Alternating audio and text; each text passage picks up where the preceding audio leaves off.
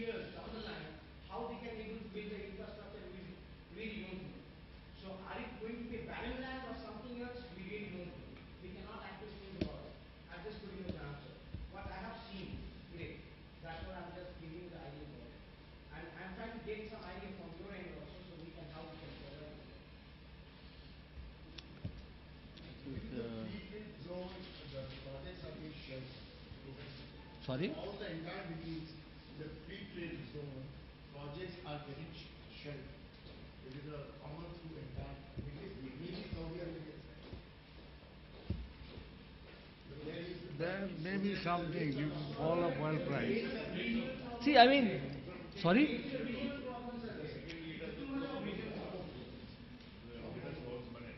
Actually, but is the second sea exhibition project is being filled also. Okay. That is also a major part because the states have been, the country's main problem is that they are only dependent on oil. Nothing Oil else. prices. And nothing else. So that's true. I mean, the oil prices are down, so obviously you can see a certain slump out there. But I mean, I don't know whether the extent of. Another thing is that have you seen something like supposedly if any of the companies get unpaid, the Indian companies get unpaid, right? So how the bilateral policy or this kind of thing can be taken care of? This is one of the major problem over there because in Saudi we cannot realize any money. That is a basically thing. That's true. Okay. But for UAE, there might be some policy, but it's a very stringent rule if you are doing the business with the localites. In UAE also, in Dubai itself, we have also faced the same problem. As he has said. He is saying in Saudi, we are facing Dubai itself. We Okay. have lost money there also. How the Indian government is taking care of all this stuff? Because we are encouraging everything, but end of the day, we need some support from the Indian government as a bilateral trade with those countries. Then we can come up with our ideas. See, innovation is there, the mind is there, but some parity has to be there and has to be considered from the Indian government also to give the support. Only giving the notch of 5,000 entrepreneurs we need every year, that won't suffice the purpose. Okay, so you need, like you mentioned about Indian government, and I believe some kind of, since it's a regional thing, so the Dubai and the UAE governments also have to, maybe some kind of policy has to be created, right? See, be honest with you, Dubai government, we have seen they are immensely help you out. They will Yes, try to. They are, right. They are actually. Correct. Qatar also, they are quite cooperative. Right. But apart from that, Saudi really, I mean, Yeah. I'm quite fearsome about the Saudi. That's I really do. yeah. The government of India should take some step in the interest of yes, in the interest of the companies who are now working in the Middle East. I think it is the responsibility of the government, GOI. So what exactly was the problem which you have been facing in Dubai? Actually, we had, because what has happened? We had exported goods there, but we didn't realize the money from them. It was two consignments at a time. Okay. We have gone through a lot of, because if we have to write it off in our books, there are certain procedures that we have to follow. Right. And Income Tax Act does not allow you to write it off as bad debts under certain circumstances. So how do you face it? Yeah, but do you have suppliers the LC opening? LCS? LC or LC tax, it was 45 days time. Oh, I see. So that was the problem. And it was the two containers. I don't know. We are also facing the same kind of problem. We are servicing from here, so supposedly, right? Okay. So you are providing a service from the India, you have to pay liable to pay the tax. Yes. Right? Now we are paying the tax. After not getting the money, not getting the benefit, there is no negotiation, there is no bad debt we can claim. So enter tax amount is basically, we are getting defaulted with that. We have approached the embassy. They said that no, it is individual companies. You take it up along with yourself. That's not the way it's functions. Okay. See, if you are claiming the tax, you have to see all the health of your people, right? No, so this actually brings to the point that it's a government of India thing which has to be something, they have to intervene out there. Your embassy is there, embassy is Yeah, interfere, but this is... through embassies, I think there has to be a bilateral discussion. Right. But if there are no policies, then the embassy cannot act. That is the problem. Embassy cannot act out of the box. Policies as such. In certain states, in certain countries, our taxation avoidance treaty have certain portions looking after it. But No, but yeah. across the board, No, but on realization and all, that doesn't talks about, any DTA will not give you the encapsulation against that. what should we do? What should we do? Because loss is a loss. But on that basis, we are paying the taxes in India. Yeah. You have just into the 34.61%. We have to pay it. Regarding the engineering product, you see, the UAE countries is specified meet European needs. Of late you find even MNCs from India, like ABB, they manufacture in, manufacture in India. India is the biggest manufacturer. Even products from ABB, India is not acceptable there. Okay. Okay, it was never acceptable. But now suddenly they are changing their views because many of the projects, many of the Europeans are abandoned because they are not getting money. Right, from it. right. And now suddenly they are coming to India, encouraging Indians to do that. So actually you need to properly check. No, that's correct. I mean, They have never thought about that. Except the manpower. To invest there, and that companies has to be voted by the Government of India and the chambers. Chambers should also follow We need to up. really see. And chamber has to put it before the board. Because they have to put it, the government. Confidence building is a vital problem. Because we are putting our, because our voice cannot go to the government directly. It is through your forum, it goes to the government. And so we are putting it before you. They not check. So if you do not put out the voice today, nothing happens. Because this is actually Indo-Gulf, this has come up for the last 2 to 3 years. When actually what he has said is correct. When US and Europe started defaulting in Dubai and Middle East. Now they have started encouraging Indians. We are second-rate citizens.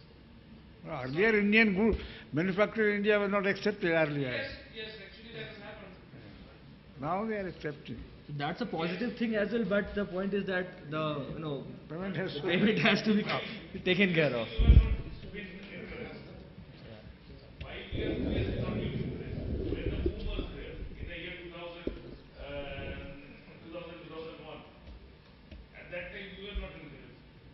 Indians were second-rate citizens.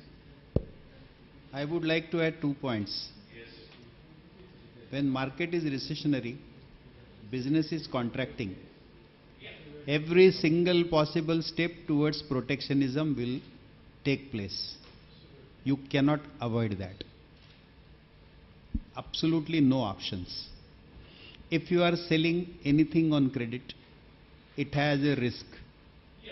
Okay? So one option is you cover credit insurance, if it is possible for you, or you want to go about it. Don't sell anything without covering credit insurance. Because commercial risks and political risks are imminent in any country today. You cannot guaranteedly say that this will not happen. Markets are going to contract. We are not really participating in the global value chains. There is a long way to go towards that. We need to improve upon there are a number of issues, A to Z. You are talking about services. All services are dependent on manufacturing. If there is no manufacturing, there is no service. Out of question. And you will be the first one whose payment will be defaulted. It is the same thing. If I am a service provider, I would be the first victim of that. Nobody will try to pay me because my things are not tangible. This is how, no, but then you cannot wish it away. My point is this.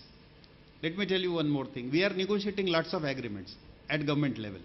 My observation has been, there is no data provided by the industry. Whatever data we try to scan through is generic data. I can tell you this commodity is exported so much, imported so much. If export has dropped, why it has dropped? If import has increased, why it has increased? Industry has to tell. There cannot be a generic presentation. And I will give you one example of this. Indo-Canada FTA, Canadian side was ready with 800 items. Our joint secretary is looking left, right and center which items to talk about. Because he does not have the data to talk about. If I send you a mail to send me a data, you will not send anything. That mail will either directly or via your table goes to dustbin. That's the trouble. We need to collate data, we need to research data, we need to come out with definite findings. Then probably solutions can be forced upon. And if we are not going to do this, that is going to be a difficult task. Data analytics is going to be the most key important area today, because data is generated left, right and center. All mechanisms. Today everything is electronic documentation. So data is automatically generated. Now who will analyze it? That's the problem. But please remember, countries would be protectionist. Any more questions? Okay. Last question.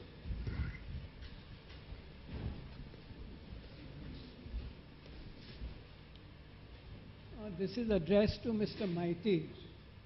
So you said regarding investments into India, say if Dubai wants to make an investment into India, should it route it directly into India? Should it route it through a shell company in Singapore, or via a shell company in the Mauritius into India? Could you elaborate on that? You said these three routes are there. So could you elaborate on the shell company route via Mauritius, via Singapore and directly on the tax implications of the three? So what happens is, as you know, a lot of MNCs are already operating in India, which has got an intermediary holding company based in Mauritius. And if you see the typical advantage what we have in doing so is that you don't end up in paying capital gain tax if you sell the Indian company to any other company. And so change in the transfer of shares, the change in the shareholding, they are some of the benefits which we have under the current India-Mauritius double taxation avoidance agreement. So a lot of these companies take the benefit of these clauses and enter into India.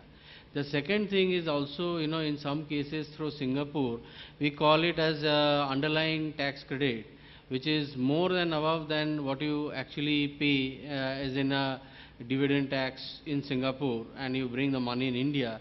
On top of that, you are also entitled to receive a credit of underlying tax credit.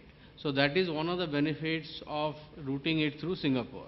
Now, having said this, we need to also be mindful of the recent GAR, the General Anti-Avoidance rules, which the government is shelving for some time. I think it was supposed to coming in 2015, but again got back, and then it was pushed on by one more year.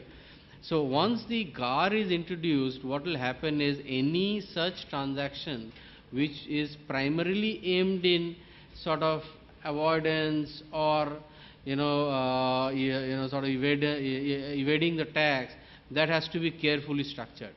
So I think at this juncture, though we don't have as of now the Indian regulations or the law doesn't have the GAR rules in place, we can do it.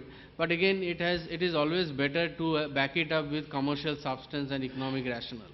That would be the suggestion. Any investment from Mauritius somehow has the stamp of money laundering. Yeah, so I'm saying that it is always be, and that's the reason why governments and especially the income tax authorities are being more careful in getting into those transactions as in tax haven. And not only Mauritius, I would say transactions through any tax haven countries are now increasingly being looked into. And if you see the BEPS action plan, which is by the OECD, and more governments are trying to do that, because what was happening was companies like Google and Starbucks had an overall global effective tax rate of 3-4%, which came out, and after that OECD woke up and they started investing on and framing up the BEPS action plan, which is now already in place. So no more question. So thank you very much, all the speakers. Such a very good session we had. Everybody has given some aspects which all are thought-provoking. So thank you all very much. And before we formally close the session, we have two announcements to make. On 3rd of June, we will do a similar program on doing business with Latin America and Spain. We'll let you know through suitable notifications. You may get in touch with me, Angana, ANGANA @bengalchamber.com or Shombit, SAMBIT @bengalchamber.com. And on 10th of June, we'll do a workshop on export and import documentation and procedures and important customs provisions by Mr. Sudhakar Kasture. So you can get in touch with Tania, TANIA @bengalchamber.com, though we will let you know about more details about the program through suitable notifications. And with this, we would request Mr. Odhendu Mondal to please present mementos from the chamber to our speakers. To Dr. Ronojoy Bhattacharya.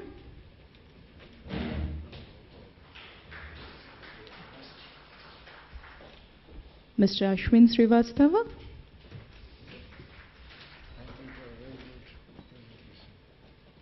Mr. Sudhakar Kasture. And to Mr. Proshun Maiti.